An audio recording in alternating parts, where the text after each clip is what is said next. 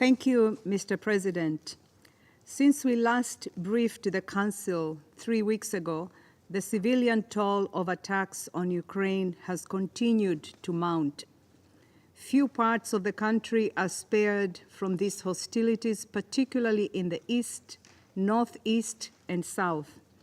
But an escalation in fighting in the Kharkiv region since the 10th of May has had the heaviest impact. The Office for the High Commissioner of Human Rights, OHCHR, reports that at least 174 civilians were killed and 690 were injured in May, the highest number of civilians casualties in a single month since June 2023. More than half of these casualties can be attributed to the fighting in Kharkiv. Shopping centers, homes, educational establishments, shops, office buildings, parks, and public transport have all been struck in recent weeks. At least 18,100 people in the Kharkiv region have been newly displaced, according to estimates by the International Organization for Migration. With support from around 50 humanitarian organizations, more than 12,000 people are receiving assistance at a transit center in Kharkiv city. This includes food and water, clothes, bedding, household items, cash, psychosocial support, and legal assistance. Civilians who remain in border and frontline areas in Kharkiv face dire conditions. Many are cut off from access to food, medical care, electricity, and gas. Elderly people are disproportionately affected because they are often unable or reluctant to leave their homes. In northern Kharkiv, where the fighting is heaviest, more than half of those killed or injured have been over the age of 60. In total, OHCHR has now verified the killing of at least 11,000 civilians and the injury of more than 21,000 others across Ukraine since 24th of February 2022. The actual toll is likely much higher. Mr. President, it is 1 year since the Kharkiv dam disaster, one of the most significant incidents affecting civilian infrastructure since the start of the full-scale invasion. Destruction of the dam unleashed monumental flooding, leaving large portions of the surrounding area underwater. It destroyed homes, displaced families, ruined livelihoods, and disrupted water supply for millions of people. It showed just how extensive and long-lasting the humanitarian impacts of a single incident affecting critical infrastructure can be. That is why it is deeply concerning that systematic attacks on Ukraine's energy infrastructure, a feature of this war since February 2022, continue. Since 22 March 2024, the UN and its partners have identified 6 waves of such attacks across 15 regions, impacting healthcare and other social, payment, and transport services, and disrupting electricity, gas, water supplies for millions of households. According to the United Nations Development Programme's preliminary estimations, based on available official data, the energy system in Ukraine is now down over 60% of its pre-war generation capacity.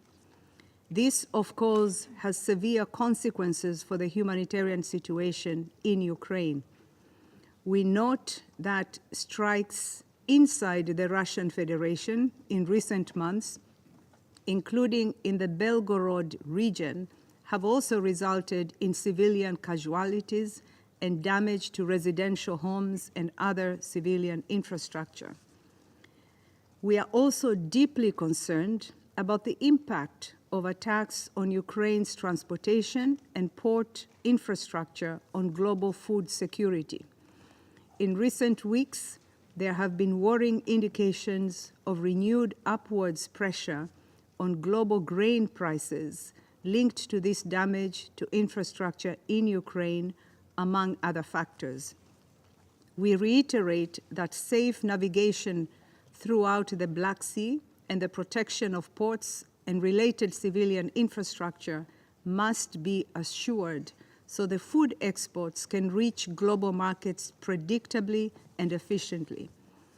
Mr. President, as we commemorated International Day of Innocent Children Victims of Aggression on 4th of June, let me also highlight the particular impact of this conflict on children. The physical, psychological, and emotional harm on Ukrainian boys and girls has been immense. More than 600 Ukrainian children have now been killed, and 1,425 have been injured since the escalation of the armed conflict.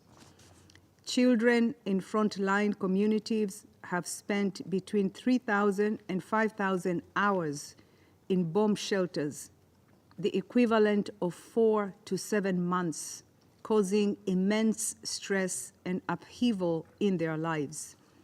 Many have had their educations disrupted, further jeopardizing their futures. As with other vulnerable groups, children, particularly girls, have faced increased exposure to gender-based violence, domestic violence, and trafficking for sexual exploitation. Unavailable or overwhelmed protection services means access to support is extremely limited. And 1 million children are among the close to 4 million people now internally displaced. Children also constitute a significant portion of the 6.5 million Ukrainian refugees recorded globally. Mr. President, the scale of humanitarian needs in Ukraine remains vast. More than 14.6 million people, about 40% of the population, require some form of humanitarian assistance. Over half of them are women and girls. We are incredibly grateful to the donors who have so far provided $856 million in humanitarian funding, or 27% of the $3.1 billion required under the 2024 Humanitarian Needs and Response Plan. This funding has enabled nearly 500 humanitarian organizations, around 70% of them national organizations, including local women-led organizations, to provide assistance to more than 4 million people in the first 4 months of this year.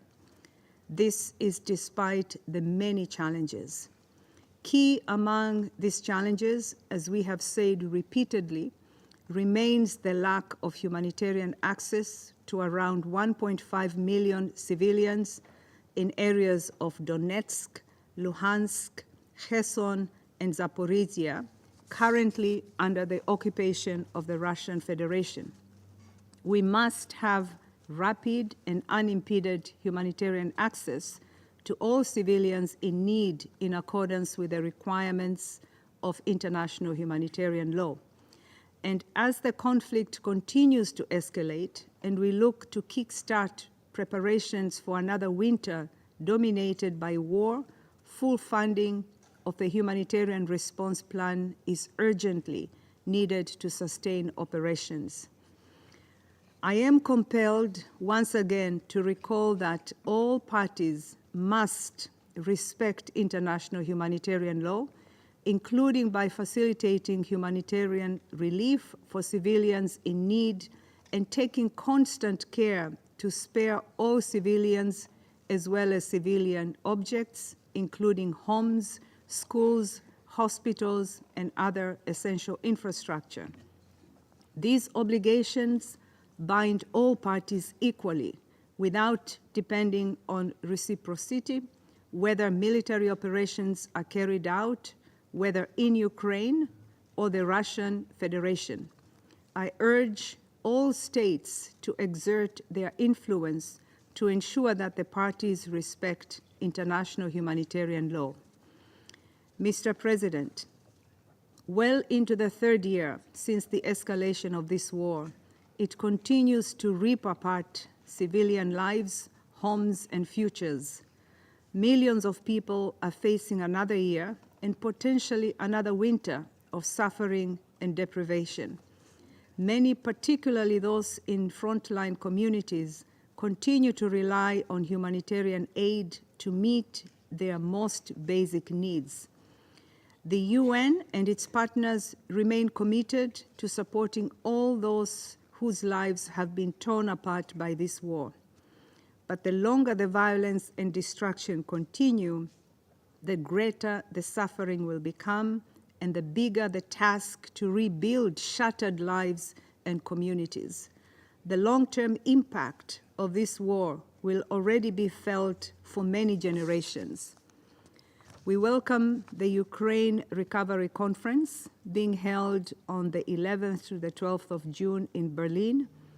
This will be a key opportunity for donors, key partners, and the UN to advance the government's recovery priorities and leverage financing for critical development in affected parts of the country. As we continue to urge the Security Council and all member states to do everything within their power to ensure respect for the rules of war, pursue peace, and bring the suffering of the Ukrainian people to an end. Thank you.